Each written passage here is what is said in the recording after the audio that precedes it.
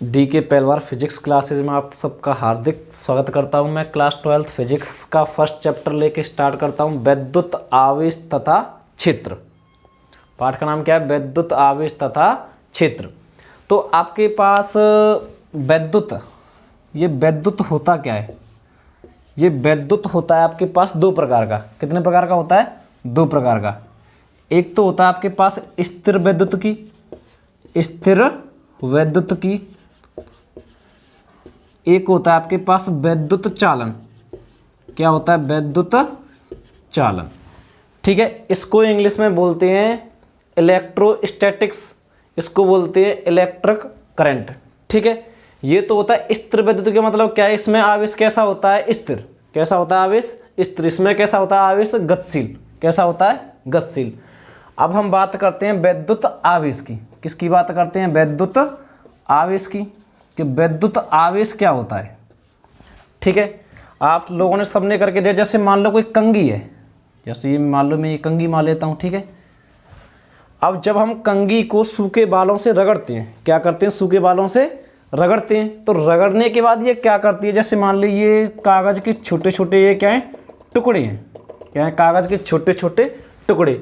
तो ये क्या करती है? कंघी कुछ टुकड़ों को तो अपनी ओर आकर्षित करती है और कुछ टुकड़ों को क्या करती है? अपने से दूर करती है, प्रतिकर्षित करती है। जैसे हम बालों से रगड़ के कंघी को कागज़ के टुकड़ों के पास लेके आते हैं तो हलचल सी मच जाती है। कुछ टुकड़े तो इसकी ओर आकर्षित हो जाते हैं, कुछ टुकड़े इससे दूर भाग जाते हैं। ऐसा क्यों होता है? यही किसके कारण होता है? वैद्युत आवेश के कारण। इसमें जो गुण उत्पन्न होता है, इस गुण को हम क्या कहते हैं? वैद्युत आवेश। तो वैद्युत आवेश की एक सिंपल सी परिभाषा क्या बनी कि वैद्युत आवेश किसी वस्तु का वह गुण है जो दूसरी वस्तु को आकर्षित तथा प्रतिकर्षित करता है, वैद्युत आवेश कहलाता है।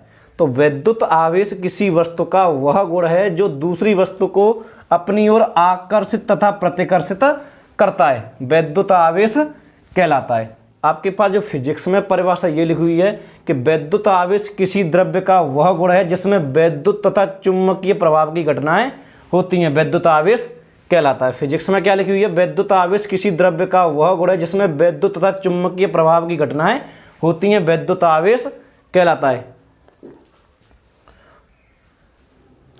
वैद्युत आवेश हमने देखा, जैसे जब हम कंघी को अपने बालों से रगड़ते हैं तो कागज के छोटे छोटे टुकड़ों के पास ले जाते हैं तो कुछ टुकड़े तो उसकी ओर आकर्षित होते हैं, कुछ टुकड़े क्या होते हैं? उससे दूर जाते हैं। ऐसा क्यों होता है? कि जो आवेश होता है वो दो प्रकार का होता है। कितने प्रकार का होता है भाई साहब? दो प्रकार का। एक तो होता है आपके पास धनावेश। क्या होता है? धनावेश। एक होता है आपके पास क्या होता है? ऋणावेश। तो आपके पास आवेश कितने प्रकार का होता है? दो प्रकार का। आवेश की जो प्रकृति होती है वो दो प्रकार की होती है। इसको किसने बताया भाई साहब? वैज्ञानिक फ्रैंकलिन ने। वैज्ञानिक फ्रैंकलिन ने। आपसे अगर कोई पूछता है कि आवेश की जो दो प्रकृति होती है, धनावेश और ऋणावेश, इसको किसने बताया? वैज्ञानिक फ्रैंकलिन ने। ठीक है, किसने बताया? वैज्ञानिक फ्रैंकलिन ने। अब कैसे कैसे होता है? जैसे जब हम अपनी कंघी को बालों से रगड़ते हैं तो कंघी तो हो जाती है ऋणावेशित, क्योंकि बालों से कुछ इलेक्ट्रॉन किस पर आ जाते हैं? कंघी पर। किस पर आ जाते हैं? कंघी पर। तो जिस पर इलेक्ट्रॉन चले जाते हैं वो तो हो जाता है ऋणावेश। तो जो इलेक्ट्रॉन त्यागता है वो क्या हो जाता है? धनावेश। कैसे? आपने बैंक में देखा होगा, ऋण का मतलब क्या होता है? कर्ज। क्या होता है भाई साहब? कर्ज। जैसे कि मान लो किसी इंसान को कर्ज मिल जाए, जैसे मान लो मैंने किसी को कर्ज दिया, तो जो मैं कर्ज दे रहा हूं तो मैं क्या हूं? धनी, क्योंकि मैं इलेक्ट्रॉन पर कैसा आवेश होता है आपके पास? ऋणावेश। कैसा होता है? ऋणावेश। तो मैं उसको कर्ज दे रहा हूँ। क्या दे रहा हूँ मैं इसको? इलेक्ट्रॉन का मतलब क्या है? मैं इसको कर्ज दे रहा हूँ। तो वो गरीब है तभी तो कर्ज ले रहा है, वो ऋणी है तभी तो कर्ज ले रहा है ना। जैसे मैंने उसको कर्ज दिया तो मैं धनी हूँ तभी तो कर्ज दे रहा हूँ ना। तो इसका मतलब क्या है कि इलेक्ट्रॉन जो त्यागता है, जो इलेक्ट्रॉन जो कोई वस्तु दूसरी वस्तु को इलेक्ट्रॉन देती है तो वो तो हो जाती है धनावेशित। जो ग्रहण करता है वो क्या हो जाता है? ऋणावेशित। तो ऐसे इसकी परिभाषा बनाते हैं धनावेश की और ऋणावेश की, कि जब दो परावैद्युत पदार्थों को परस्पर रगड़ा जाता है, जब दो परावैद्युत पदार्थों को परस्पर रगड़ा जाता है तो जो पदार्थ इलेक्ट्रॉन त्यागता है तो वह पदार्थ धनावेशित कहलाता है, और जो पदार्थ इलेक्ट्रॉन ग्रहण करता है वो क्या कहलाता है? ऋणावेशित। तो जब दो परावैद्युत पदार्थों को परस्पर रगड़ा जाता है, जब दो परावैद्युत पदार्थों को परस्पर रगड़ा जाता है तो वह पदार्थ जो ग्रहण करता है इलेक्ट्रॉनों को वो तो कहलाता है आपके पास ऋणावेशित, और जो इलेक्ट्रॉन त्यागता है वो क्या कहलाता है, धनावेशित। ठीक है, सिंपल सी बात है कि जो इलेक्ट्रॉन ग्रहण करता है वो तो कहलाता है ऋणावेशित, और जो इलेक्ट्रॉन त्यागता है वो क्या कहलाता है, धनावेशित। आवेश को डिनोट करते हैं आपके पास क्यू से, आवेश को किससे डिनोट करते हैं, क्यू से। इसका मात्रक देखो आपने पढ़ा होगा, आई बराबर होता है क्यू बट्टे टी, पढ़ा होगा हाई स्कूल में कि आवेश प्रवाह की समय दर को विद्युत धारा कहते हैं। यहाँ से अगर मैं क्यू का मान निकालूं तो क्यू बराबर कितना हो जाएगा आपके पास, आई टी, क्यू बराबर क्या हो जाएगा, आई टी। अब विद्युत धारा का मात्रक क्या होता है आप सबको पता है, एम्पियर होता है कि नहीं होता है भैया, मूल राशि है। समय टी, समय टी का मात्रक क्या होता है, सेकंड, सेकंड क्या होता है, सेकंड। तो एम्पियर सेकंड, या इसका एक ही मात्रक क्या होता है, कूलाम, क्या होता है, कूलाम। ठीक है, लेकिन आवेश के अन्य मात्रक और होते हैं, इसका मात्रक फैराडे भी होता है, क्या होता है, फैराडे। ठीक है, एक इसका मात्रक होता है स्टेट कूलाम, वो सीजीएस पद्धति में स्टेट कूलाम। ठीक है, एक फैराडे में कितने कूलाम होते हैं आपने पढ़ा नहीं होगा किताब में। ठीक है, किसी ने, एक फैराडे बराबर होता है आपके पास 96,400 कूलाम, 96,400 कूलाम। इसका एक अन्य मात्रक क्या होता है, फैराडे, इस एक फैराडे में होता है 96,400 कूलाम। ठीक है, अब देखो आवेश की एक मेन परिभाषा यह है कि आवेश क्या करता है कि वैद्युत तथा चुंबकीय क्षेत्र उत्पन्न करता है, और इसका क्या कराता है, ये अनुभव।